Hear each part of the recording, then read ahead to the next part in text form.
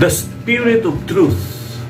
One of the major promises in the Old Testament is that one day the Spirit of God would dwell within the people. Previously, the people of God interacted with the presence of God within the temple.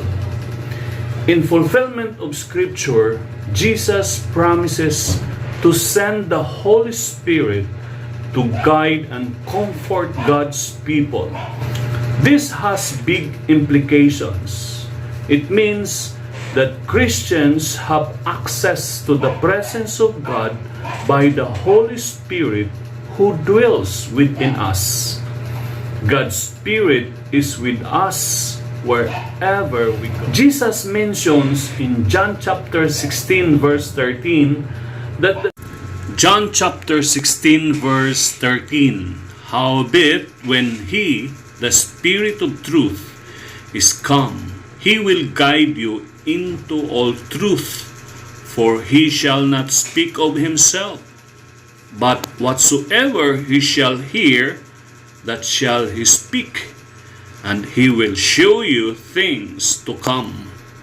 The Spirit of God will guide us into all truth. God desires to be part of our daily journey through life, helping us and guiding us towards what is right. When we have questions about what direction in life to take, the Holy Spirit is there to help us. When we're not sure what is right or wrong, the Holy Spirit is with us to bring light to our decision. Jesus says that the Holy Spirit will speak to us in accordance with the Father and the Son. The Holy Spirit will also reinforce and help us understand what we read in Scripture. Throughout this week, make an effort to be mindful of the Holy Spirit's presence in your life. Remind yourself that God is with you every day. Ask the Holy Spirit to guide you and illuminate your path in life, and spend time praying to be comforted and strengthened by God. And we will simplify these words into Tagalog version for us to impart this information especially to the Luzon people upang maunawaan natin bilang mga Pilipino ang salita ng Diyos na nagbibigay sa atin ng inspirasyon, encouragement, nagbibigay sa atin ng comfort, lahat. Sa pamamagitan nito, magkaroon tayo ng anampalataya sa Diyos na buhay at totoo sa kabila na hindi natin siya nakikita, subalit atin siyang nararamdaman. Yun ang kapangyarihan ng Diyos na suma sa atin. Ito ay sa Tagalog ang espiritu ng katotohanan. Isa sa mga pangunahing pangako sa lumang tipan ay ang isang araw ay maninirahan ng espiritu ng Diyos sa mga tao ng Diyos. Noon, ang mga tao ng Diyos ay nakikipag-ugnayan sa presensya ng Diyos sa loob lang mismo ng bilang pagtupad ng kasulatan. Ipinangako ni Jesus na ipadadala ang banal na espiritu upang patnubayan at aliwin ang mga tao ng Diyos. Ito ay may malaking implikasyon. Ibig sabihin nito, ang mga Kristiyano ay mayroon ng access sa presensya ng Diyos sa pamamagitan ng banal na espiritu na naninirahan sa atin. Ang espiritu ng Diyos ay kasama natin saan man tayo magpunta. Binanggit na Jesus sa Juan chapter 16 verse 13 na patnubayan tayo ng Espiritu ng Diyos tungo sa buong katotohanan. Nais ng Diyos na maging bahagi ng araw-araw nating paglalakbay sa buhay. Tulungan tayo at patnubayan tungo sa tama.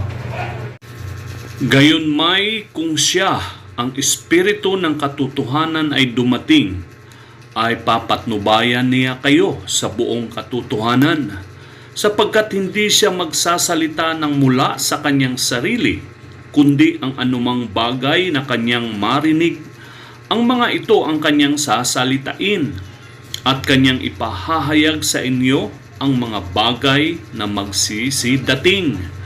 Sa Juan chapter 16 verse 13 mababasa natin ang ganitong pagkasulat.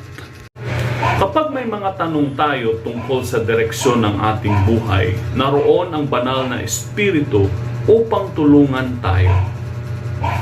Kapag hindi natin tiyak kung ano ang tama o mali, kasama natin ang banal na Espiritu upang magdala ng liwanag sa ating desisyon. Sinabi ni Jesus na magsasalita sa atin ang banal na Espiritu ayon sa Ama at sa Anak.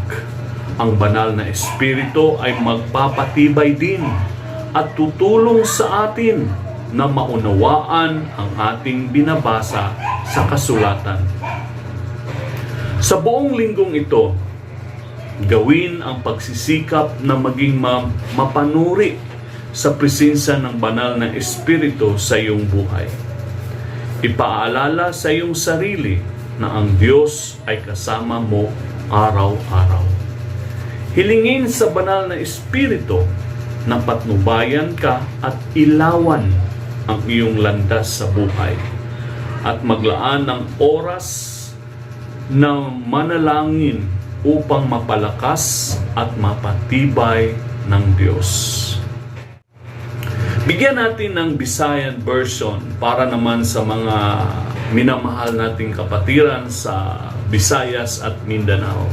Lalo pa natin itong daman, may sa puso at manamnam ang mga salita ng Diyos na nagbibigay sa atin ng sigla, tuwa, kapayapaan. Usa sa mga bantog nga saad sa lumad nga kasulatan mao ang usa ka adlaw ang Espiritu sa Dios musulod sa mga tawo sa Dios. Sa una, ang mga tawo sa Dios nag-uban sa presensya sa Dios sulod sa templo.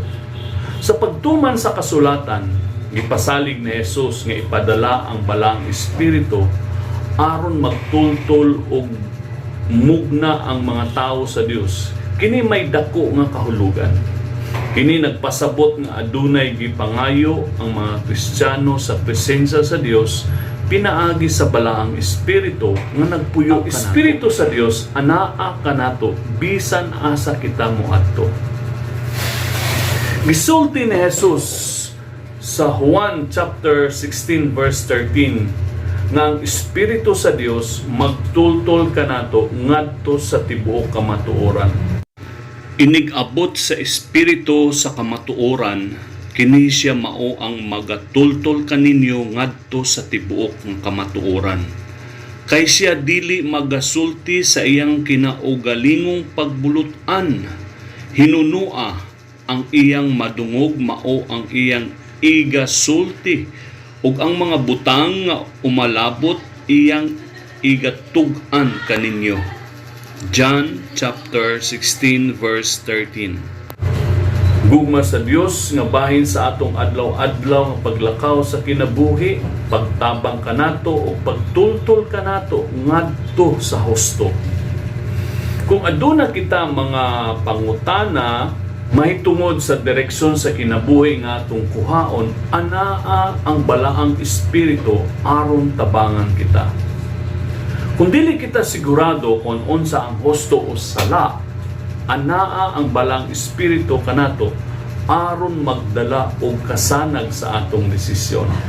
Sulti ni Jesus nga ang balaang Espiritu maghambing kanato sumala sa Amahan o sa Anak.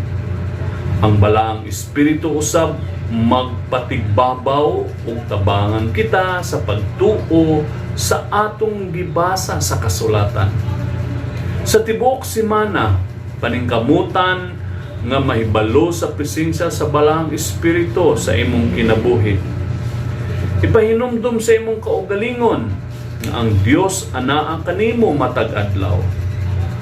Pangayo sa Balahang Espiritu nga magtultol kanimo ug magpaigo sa imong dalan sa kinabuhi ug igasto ang panahon sa pagampo aron mapahinumduman o mapalig-on sa Dios. Daygon ang Dios sa iyang mga pulong nga nagatudlo kanato matag adlaw kung kini maoy atong ipanginabuhi. Kita pagatultulan sa maayo o sa matarong nga panginabuhi. Ug ang Dios magauban kanato pinaagi sa iyang Balahang Espiritu o kita magalakaw sa maayo nga dalan, magalakaw sa tulid nga dalan.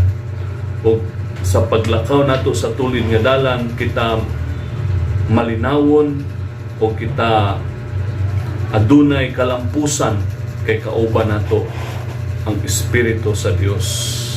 Kauban nato ang nagahatag kanato kusog nga kita magapadayon, nga kita mulahutay sa atong pagpanginabuhi niining kalibutana.